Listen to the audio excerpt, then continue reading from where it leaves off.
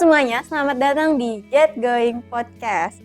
Saya Alia Mumtaz, selaku host di podcast kali ini dengan tema sarapan penting versus sarapan tidak penting.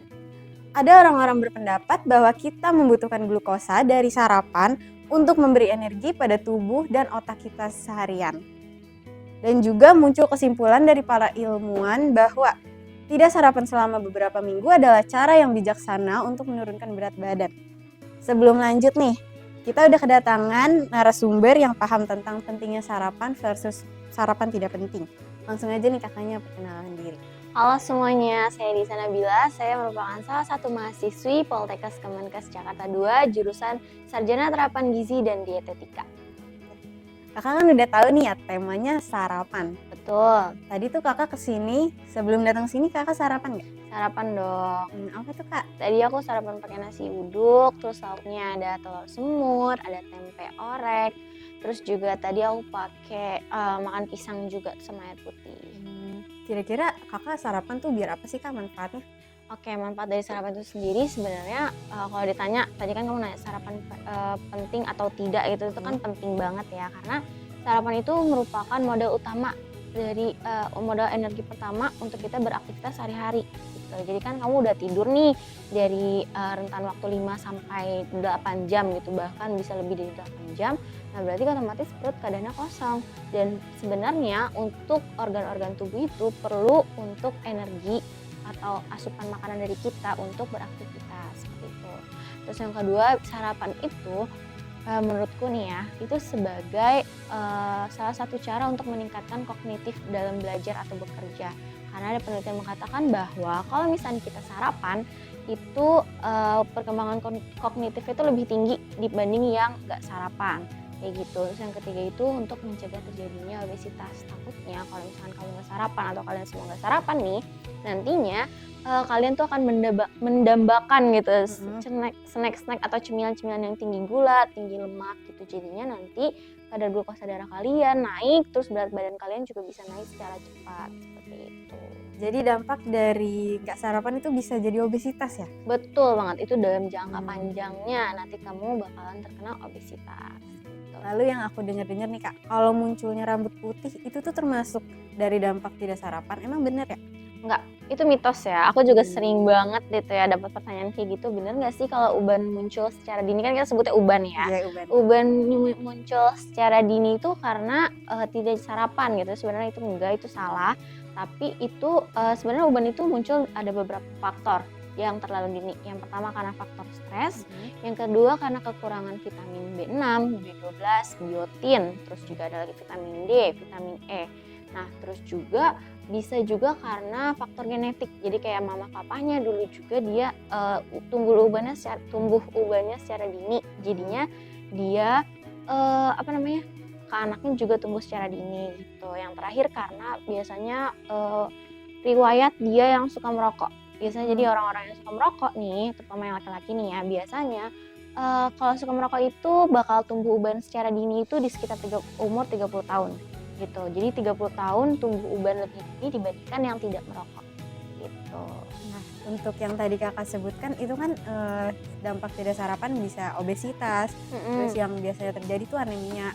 Kira-kira saran dari kakak menu sarapan untuk anak sekolah tuh biar terhindar dari anemia atau obesitas tuh apa?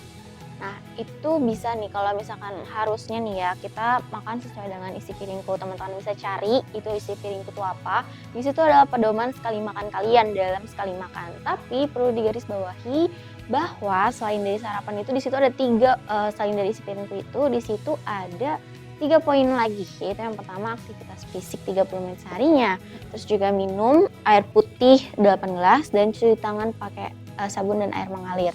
Jadi takutnya nanti oh iya sarapan kata kakaknya harus sesuai isi piringku nih setiap kali makan kayak gitu, tapi nggak dibarengin sama aktivitas fisik, takutnya nanti dia malah obesitas. Nah, kalau terkait dengan menunya nih, apa yang rekomendasikan nih ya? Yeah. Oke. Kalau misalkan kalian tipe mamahnya yang memang selalu ada di rumah, itu bisa dengan yang selalu ada karbohidratnya atau nasi atau roti atau kentang, itu bisa. Terus juga pakai protein lauk, protein hewani ya, itu kayak ayam, terus juga telur, daging itu boleh, ikan, sama protein nabatinya juga itu juga boleh, tahu tempenya harus ada, sayur, buahnya juga ada. Terus kalau mau minum susu perlu diingatkan itu harus dijeda nih antara 1 sampai 2 jam sebelum atau sesudah makan. Karena dalam susu itu mengandung namanya zat kalsium kan. Kita tahu semuanya kalau susu itu mengandung kalsium. Kalsium itu emang bagus untuk pertumbuhan tulang dan gigi. Oke. Nah, tapi dalam saat bersamaan jika dikonsumsi dengan makanan sarapan, itu akan berdampak terhadap penyerapan zat besi, di mana zat besi itu yang berfungsi untuk menaikkan kadar hemoglobin dalam darah yang tadi kamu bilang. Kalau itu tidak terserap dengan baik, itu bisa terkena anemia gitu. Nah, terus kalau misalkan tipe mamahnya yang tidak bisa menyiapkan sarapan dengan lengkap seperti itu, teman-teman nggak perlu khawatir. Kalian bisa menggantinya dengan misalkan 2 buah roti tawar ya, ini ditambah pakai telur.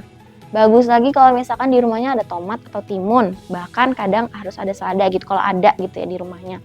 Jadi kayak bikin sandwich gitu lagi. Terus itu kalian makan di rumah, terus nanti kalau di sekolah baru boleh minum susu gitu. Karena ada jedanya gitu biar protein, abis itu zat besi yang kalian makan itu jadi tidak terbuang sia-sia kayak gitu. Tapi kalau untuk sandwich tadi kan itu misal bikinnya tuh agak susah ya. Ada orang tua yang repot. Terus itu gimana tuh Kak? Kadang kan juga sekolah buru-buru ya. Ya kalau kesiangan gitu ya. Nah, kalau kesiangan biasanya boleh kok ke teman-teman semua beli untuk bubur kan, kayak tadi aku makan sarapan pakai nasi uduk itu juga boleh. Tapi harus digarisbawahi bahwa kalau ingin jajan di luar harus jajanan yang terlihat bersih nih dari si penjamah makanannya atau yang meladanginya atau dari tempatnya itu harus terlihat bersih. Terus juga semua makanan dalam kondisi tertutup gitu. Kalau kue-kue kan suka ada tuh ya pagi-pagi yang jual kue-kue basah gitu. Banyak. Itu harus dalam keadaan terbungkus. Kalau nggak terbungkus, tutupnya harus rapat. Nah, terus juga tidak berwarna mencolok. Itu sebaiknya untuk dihindari untuk dibeli gitu kan. Paling kayak tadi aku bilang bubur, nasi uduk, nasi kuning gitu yang praktis, yang ada di jalan, yang bersih itu boleh dikonsumsi pas pagi hari. Jadi gitu. itu bisa dimakan di pagi hari. Betul, itu alternatifnya ya. Kalau misalkan orang tuanya sibuk gitu ya atau terburu-buru kalian bangun telat gitu. Nah, tapi kalau misal dia nggak sempat sarapan nih, terus makannya tuh agak siang, itu nggak boleh ya? Oke, kalau nggak sempat sarapan, pokoknya maksimal untuk sarapan itu dari jam 6. Itu maksudnya jam 6 sebenarnya masih terlalu pagi sih, jam 6 sampai jam 9 itu batasnya. Kalau misalkan nggak sempat sarapan, usahain nanti snacknya itu nih yang diganti dengan istilahnya kita ada tinggi protein, tinggi kalori atau tinggi protein, tinggi serat itu boleh. Jadi kayak bubur sumsum, bubur kacang ijo, terus juga makaroni skutel, kayak gitu itu masih boleh dikonsumsi untuk jadi tujuannya itu adalah untuk menunda lapar agar nanti pas makan siang tidak terlalu banyak makanan yang dimakan. Takutnya nanti pola itu berulang karena kebiasaan, takutnya nanti bakal jadi obesitas gitu. Oke deh. Tuh guys, jadi sarapan itu nggak cuma tentang perut yang kenyang. Betul. Tapi emang harus, itu karena bisa meningkatkan daya pikir ya. Karena sama mengurangi resiko penyakit. Betul, karena sarapan juga dia membantu tubuh untuk menyimpan glukosa kayak yang tadi kamu bilang. Karena sehari-hari ini butuh glukosa darah untuk kegiatan sehari-hari. Jadi dengan sarapan membantu tubuh untuk menyimpan glukosa yang berperan dalam sel otak seperti neuron dan sel-sel saraf lainnya. Karena mereka tuh bekerja tuh butuh yang namanya energi. Seperti itu. Nah, cukup sekian sampai sini deh Kak. Terima kasih buat Kakak udah nyempatin waktunya di sini dan terima kasih yang udah nonton, semoga bermanfaat. See you.